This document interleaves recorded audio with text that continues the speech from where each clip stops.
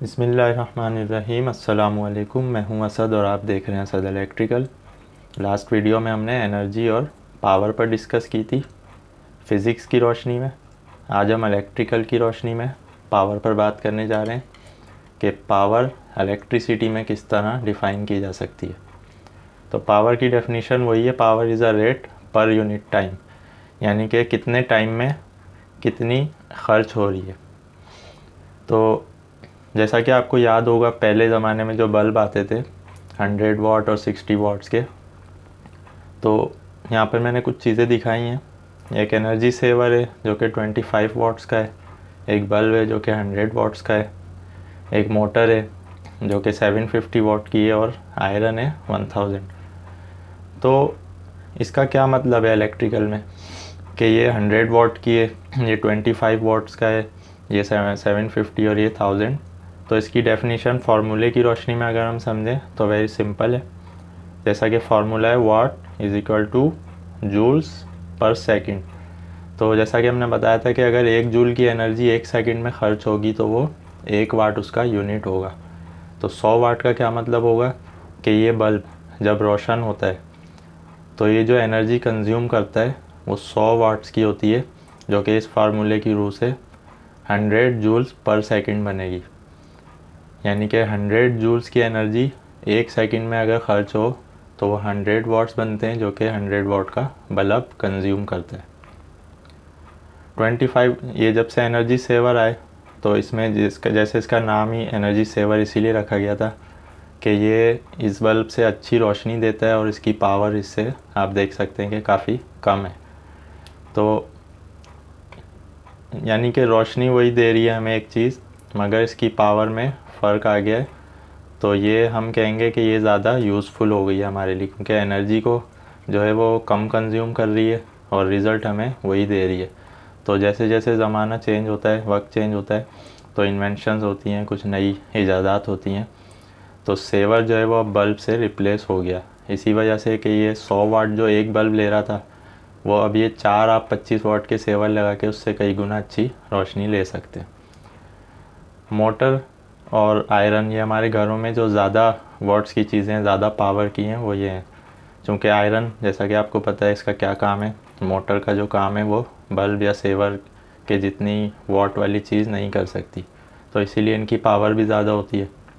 तो 1000 वाट्स का मतलब भी यही होगा कि ये आयरन 1000 जूल्स को 1 सेकंड में खर्च कर रही है, इसकी ताकत बहुत ज़्यादा है। तो ये तो थी सिंपल फ़िज़िक्स की लैंग्वेज में डेफिनेशन। अब हम पढ़ेंगे कि इलेक्ट्रिकल में पावर का क्या फार्मूला है और किस तरह उसको हासिल किया जाता है। तो जैसा कि आपको याद होगा कि ओम्स लॉ ट्रायंगल में हमने ओम के कानून को समझ लिया था कि इसमें किसी भी सर्किट में वोल्टेज, करंट और रेजिस्टेंस का आपस में क्या रिलेशन होता है और किस तरह इनकी कैलकुलेशन होती है। तो ये एग्जांपल के तौर पे हमने ट्रायंगल दिखाया है। यहाँ पर पावर का ट्रायंगल है, बिल्कुल इसी तरह जिस तरह V ऊपर होता है और IR आमने सामने होते हैं, इसी तरह पावर के फार्मूले में P ऊपर होगा और वोल्टेज और करंट आमने सामने होंगे। तो इसका क्या मतलब होगा, किसी भी चीज़ की, किसी भी इक्विपमेंट की, इलेक्ट्रिकल से चलने वाली कोई भी चीज़, उसकी अगर आपको पावर मालूम करनी है तो उसके वोल्टेज, जितने वोल्ट पे वो ऑपरेट होता है, और उसका ड्रॉ होने वाला करंट, ये दोनों वैल्यू अगर आपको मालूम होगी तो आप बआसानी उसकी पावर यानी वाट्स को मालूम कर सकते हैं। तो यहाँ पर तीनों तरह से अगर आपको वोल्टेज की वैल्यू मालूम करनी है तो आपको पावर और करंट को डिवाइड करना होगा, बिल्कुल इसी तरह। अगर आपको करंट की वैल्यू मालूम करनी हुई तो पावर डिवाइड होगी वोल्ट से, और अगर आपको पावर की वैल्यू मालूम करनी है तो वोल्टेज मल्टीप्लाई होंगे करंट से। यहाँ पर यही 100 वाट का बल्ब है जो कि 220 वोल्ट पे ऑपरेट होता है। तो इसका करंट वैल्यू क्या है, तो I is equal to P upon V, यानी कि 100 डिवाइडेड बाई 220। तो आंसर आ गया हमारे पास 0.45। तो ये 0.45 एम्पेयर करंट ड्रॉ करेगा। अब यहाँ पर क्या चीज़ है, जैसा कि आपको याद होगा ओम्स लॉ में कि अगर रेजिस्टेंस कांस्टेंट हो, जैसा कि हमने बताया था, तो वोल्टेज बढ़ाने पर करंट बढ़ता है, वोल्टेज कम होने पर करंट कम होता है, यानी वोल्टेज और करंट आपस में डायरेक्टली प्रोपोर्शनल होते हैं। जबकि पावर के फार्मूले में ऐसा नहीं है। पावर अगर कांस्टेंट हो तो वोल्टेज बढ़ाने पर करंट कम होगा, वोल्टेज कम करने पर करंट बढ़ेगा।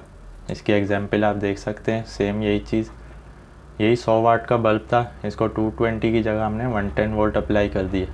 तो जब 100 वाट के बल्ब को 110 वोल्ट दिए जाएंगे तो करंट कितना आएगा, 0.90। यहाँ पर 0.45 था, यहाँ पर 0.90, यानी डबल हो गया। वोल्टेज को हमने यहाँ पर डिवाइड कर दिया, यानी 220 से 110, इसको हाफ़ कर दिया, तो करंट की वैल्यू डबल हो गई है, 0.45 की जगह 0.90। तो पावर के फार्मूले में हमेशा अगर पावर कांस्टेंट है तो वोल्टेज बढ़ाने पर करंट की वैल्यू कम हो जाती है, वोल्टेज कम करने पर करंट की वैल्यू बढ़ जाती है। जबकि ओम लॉ की रोशनी में रेजिस्टेंस अगर कांस्टेंट होगी तो वोल्टेज बढ़ाने पर करंट बढ़ेगा, वोल्टेज कम होने पर करंट कम होगा। तो जिस तरह ओम्स लॉ में करंट और रेजिस्टेंस आपस में इन्वर्सली प्रोपोर्शनल होते हैं, इसी तरह पावर के फार्मूले में वोल्टेज और करंट आपस में इन्वर्सली प्रोपोर्शनल होते हैं, बशर्ते ये कि आपकी पावर की वैल्यू कांस्टेंट हो। तो अब हम बात कर लेते हैं कि ये फार्मूला जो है P is equal to V I का, ये एप्लीकेबल कहाँ पर है, क्या ये इलेक्ट्रिकल के तमाम सर्किट्स में है? तो नहीं, इसका जवाब है नहीं। तो डीसी सर्किट्स में ये इसी तरह अप्लाई होगा, एसी सर्किट्स में ये इस तरह कुछ कंडीशन में अप्लाई होगा, कुछ में नहीं होगा। तो किन कंडीशन में अप्लाई होता है और किन में नहीं होता? एसी सर्किट में, जैसा कि हमने अल्टरनेटिंग करंट को अभी मज़ीद तफसील से नहीं पढ़ा है, तो अल्टरनेटिंग करंट में जब हम लोड अप्लाई करते हैं तो उनकी 3 टाइप्स होती हैं नॉर्मली। तो वो तीनों टाइप्स के जो लोड हैं उनमें से रेजिस्टेंस वाला लोड, खालिस जहाँ रेजिस्टेंस होगी वो कोई रिएक्शन नहीं दिखाता है, तो वो सेम लाइक का डीसी सर्किट होता है। जिस तरह आप किसी भी सर्किट को डीसी सोर्स अप्लाई करें तो जो बिहेवियर वहाँ पर करंट और वोल्टेज वगैरह का होगा, वही बिहेवियर एसी सर्किट में जब आप रेजिस्टिव लोड को एसी सोर्स के साथ कनेक्ट करेंगे तो इसका बिहेवियर भी वैसे ही होगा। तो इसीलिए पावर का जो फार्मूला है वो डीसी सर्किट्स में और एसी सर्किट्स में सिर्फ रेजिस्टेंस वाले सर्किट पर एप्लीकेबल होता है। अब ये इंडक्टेंस और कैपेसिटेंस क्या है, क्योंकि अभी हमने इंडक्टेंस और कैपेसिटेंस को नहीं पढ़ा है तो शॉर्टली हम आपको बता देते हैं कि इंडक्टेंस जहाँ पर क्वाइल्स या वाइंडिंग्स वाला लोड होगा, इसकी डिटेल हम आगे पढ़ेंगे। अभी तक हमने सिर्फ इलेक्ट्रोमैग्नेट पे गुफ्तगू की थी। तो जहाँ पर भी क्वाइल को हम समझ चुके हैं, तो क्वाइल वाला लोड जब भी एसी सर्किट में एसी सोर्स के साथ अप्लाई होगा तो उसका कुछ रिएक्शन सामने आता है जिसको हम कहते हैं इंडक्टिव रिएक्टेंस। इसी तरह कैपेसिटेंस, यानी कि जहाँ पर भी एसी सोर्स में कैपेसिटर के साथ सप्लाई को कनेक्ट किया जाएगा तो वहाँ पर एक और किस्म का रिएक्शन आता है, उसको हम कहते हैं कैपेसिटिव रिएक्टेंस। तो जहाँ पर भी इंडक्टेंस और कैपेसिटेंस या इंडक्टिव रिएक्टेंस और कैपेसिटिव रिएक्टेंस आ जाएगी, वहाँ पर ये formula as it is apply नहीं होगा। यहाँ पर एक और चीज़ इंक्लूड हो जाएगी, वो होती है पावर फैक्टर, जिसको पीएफ से शॉर्ट में लिखते हैं। क्योंकि अभी हम इस तरफ नहीं गए, ये टॉपिक अभी हमारा आगे का है, अभी हम बेसिक्स से लेके चल रहे हैं, तो इसीलिए आज की वीडियो में इतना ही बताना काफ़ी है कि ये जो पावर का फार्मूला है ये एप्लीकेबल होता है डीसी सर्किट्स में और एसी सर्किट में सिर्फ रेजिस्टिव लोड में, इंडक्टिव और कैपेसिटिव में नहीं होता। तो चूँकि वाट जो है वो एक छोटा यूनिट है, जैसा कि हमने आपको बताया कि हमारे घर में जो चीज़ें यूज़ हो रही हैं उनमें एनर्जी सेवर भी छोटे से छोटा जो लोड है कम से कम कंज्यूम करने वाला एनर्जी को, वो भी 25 वाट का है, या उससे भी कम अगर आप आ जाएँ तो 11 या 9 वाट तक के भी एनर्जी सेवर्स होते हैं। तो वाट जो है वो बहुत छोटा यूनिट है। इंडस्ट्रीज़ में हमारे चूँकि हज़ारों या लाखों वाट्स में जो है कैलकुलेशंस होती हैं, तो इसीलिए हमें बड़े यूनिट्स में इनको अप्लाई करना होता है फार्मूले में, जिसको हम कहते हैं किलोवाट्स और मेगावाट्स। तो किलोवाट और मेगावाट का क्या मतलब है, ये जो 10 की पावर्स होती हैं 10/3 और 10/6, अगर 10 को इस तरह मल्टीप्लाई किया जाए 3 टाइम्स 10/10/10, तो हमारे पास जो आंसर आएगा वो 1000 आएगा, जिसको किलो कहते हैं और इसको स्मॉल के से ज़ाहिर करते हैं। मेगावाट्स का क्या मतलब है, 10 की पावर 6, 10 को 6 टाइम मल्टीप्लाई किया जाए तो हमारे पास जो वैल्यू आती है वो 10 लाख आती है। 10 लाख यानी कि 1 मिलियन। 1 मिलियन को हम मेगा कहते हैं, जिसको कैपिटल एम से ज़ाहिर करते हैं। तो चूँकि जहाँ पर हज़ारों या लाखों वाट्स में बात जाएगी, वहाँ पर हम खाली वाट्स का इस्तेमाल नहीं करेंगे, बल्कि वो डिवाइड हो जाएगी वैल्यू किलोवाट्स में या मेगावाट्स में। तो इसीलिए हमें बड़े यूनिट्स की भी ज़रूरत होती है। अब हम आ जाते हैं एचपी पर। पावर की जो कैलकुलेशन है उसमें किलोवाट और मेगावाट्स के अलावा एक और वर्ड यूज़ होता है नॉर्मली, उसको हम कहते हैं एचपी यानी कि हॉर्स पावर। तो हॉर्स पावर पर हम एक अलग से वीडियो बनाएंगे, क्योंकि इसका ताल्लुक हिस्ट्री से है कि किस तरह इसको कैलकुलेट किया गया और किस तरह ये एप्लीकेबल हुई। तो हॉर्स पावर जो है उसकी इलेक्ट्रिकल में कैलकुलेशन अगर की जाए तो वो 745.7 वाट्स बनते हैं, जिनको हम यूजुअली 746 वाट लिखते हैं। तो जहाँ पर भी एच पी का वर्ड आएगा तो 1 HP बराबर होगा 746 वाट्स के। तो ये चीज़ भी आपको जहन में रखनी चाहिए कि पावर की जो कैलकुलेशन है वो वाट, किलोवाट, मेगावाट्स के अलावा HP में भी होती है, जो कि इलेक्ट्रिकल में ज़्यादातर मोटर्स पे HP का वर्ड यूज़ किया जाता है। तो जहाँ पर भी 1 HP आएगा उसका मतलब ये होगा 1 हॉर्स पावर, और अगर इसको वाट्स में देखा जाएगा तो ये 746 के लगभग बनते हैं। एक्चुअल वैल्यू उसकी 745.7 है, लेकिन इसको नॉर्मली हम 746 वाट लिखते हैं। तो HP क्या है, इस पर हम अलग से वीडियो बनाएंगे इंशाल्लाह। तो अब हम बात कर लेते हैं इलेक्ट्रिसिटी में जो एनर्जी की कंजप्शन है उसको किस तरह कैलकुलेट किया जाता है।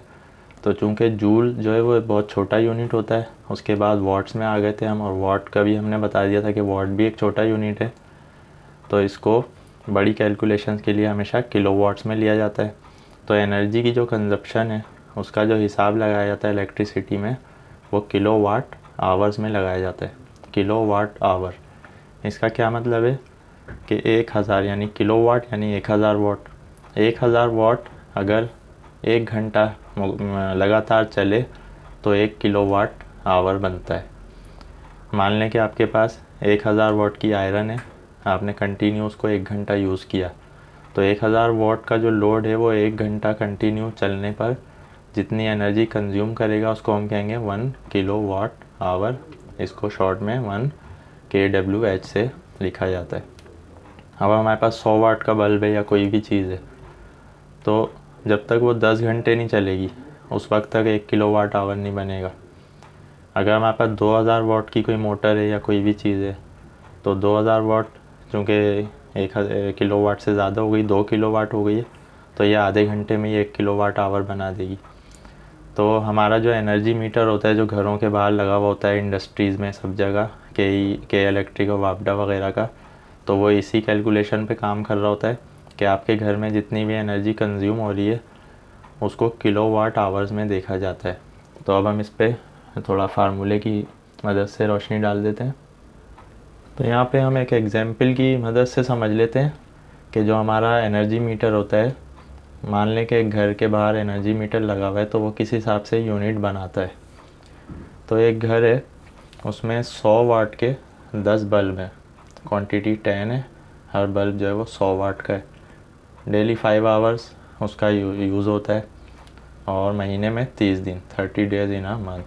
तो 30 दिन अगर रेगुलर रोज़ाना 5 घंटे 100 वाट के 10 बल्ब किसी घर में इस्तेमाल हो, तो उनकी कैलकुलेशन किस तरह आएगी महीने की। तो ये बहुत इजी है। आप जो है 100 को सबसे पहले तो मल्टीप्लाई कर देंगे उसकी क्वांटिटी से, 100 को 10 से मल्टीप्लाई किया तो आपके पास आ गए 1000। ये रोज़ाना 5 घंटे चलते हैं, तो आपने इसको मल्टीप्लाई कर दिया 5 से, तो आपके पास आंसर आ गया 5000। अब ये 5000 जो है क्या है, ये वाट्स हैं, ये किलोवाट नहीं है। तो 5000 वाट्स जो हैं वो हमारे पास टोटल एनर्जी आ गई है कितने दिन की, 30 दिन, यानी कि महीने में 30 दिन चल रहे हैं तो रोज़ाना के हिसाब से। तो अब हम कर देंगे 5000 मल्टीप्लाई बाय 30। तो 5000 को जब 30 से मल्टीप्लाई किया जाएगा तो वैल्यू बहुत ज़्यादा आ जाएगी, जो कि तकरीबन 1.5 लाख के करीब है। हमारे पास वैल्यू आ गई 1.5 लाख।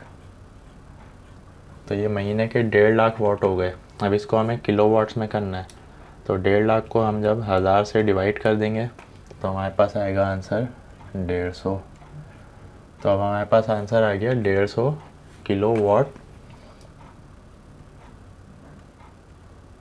आवर्स।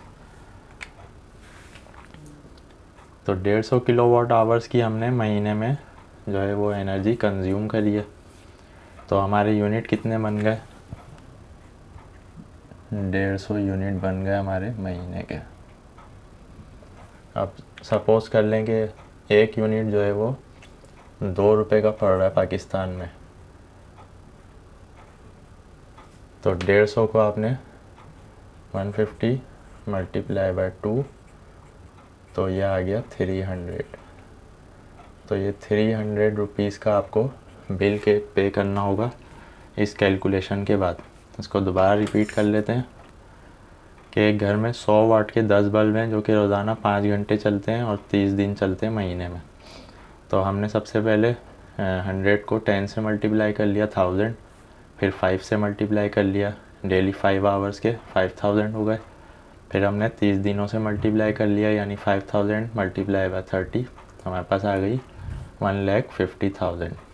1,50,000 को जब हम 1000 से डिवाइड कर देंगे तो हमारे पास किलोवाट्स में आ जाएगी। ये वाट्स में थी वैल्यू, ये किलोवाट्स में आ गई। तो किलोवाट्स में आवर के साथ आ गई है। तो ये टोटल वैल्यू, जो टोटल एनर्जी हमने कंज्यूम करी वो 150 किलोवाट आवर्स की, यानी कि हमारे 1 किलोवाट आवर बराबर होता है 1 यूनिट के। तो 150 यूनिट बन गए हमारे मीटर में। तो अब 1 यूनिट 2 रुपये का था पाकिस्तान में, तो 150 मल्टीप्लाई हो जाएगा 2 से, तो 300 रुपीज़ का बिल हमारे पास आएगा। इसकी हम मज़ीद कैलकुलेशन इंशाल्लाह दूसरी वीडियो में करेंगे, ये सिर्फ एक एग्जाम्पल के तौर पे थी। तो आज की वीडियो में हमने इलेक्ट्रिसिटी में जो पावर का रोल होता है उसको अच्छी तरह से डिफ़ाइन कर दिया है। तो आज की वीडियो से रिलेटेड आपका कोई भी क्वेश्चन है आप कमेंट्स में ज़रूर पूछें। इंशाल्लाह हम नेक्स्ट वीडियो में HP पर मज़ीद रोशनी डालेंगे कि हॉर्स पावर क्या होता है, और इंशाल्लाह फिर नेक्स्ट वीडियो की तरफ जाएंगे। तो आज की वीडियो से रिलेटेड आपका कोई भी क्वेश्चन हो आप कमेंट्स में पूछ सकते हैं। वीडियो पसंद आने की सूरत में लाइक कीजिए। नेक्स्ट वीडियो तक के लिए इजाज़त दीजिए। अल्लाह हाफ़िज़।